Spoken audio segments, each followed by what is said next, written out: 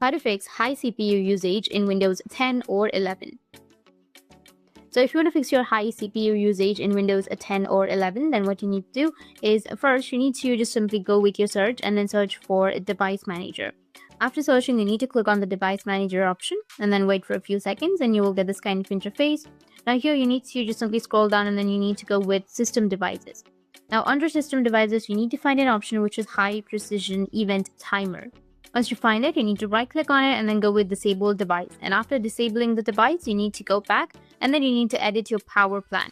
So search for power plan and you will find Edit Power Plan option. You need to click on it and then you will get this kind of interface. You need to go with the power options, go and select High Performance. If you are not being able to see the High Performance option, then you just need to go with the Hidden Plans and then you will find the High Performance. You need to go and select it.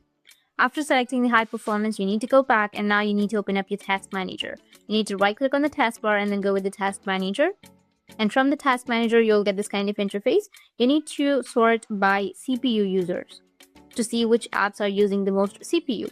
If there are apps that you don't need running in the Google Chrome or any other applications, like here, I don't want this, which is the Xbox. I don't want this. I'll just simply go and end the task.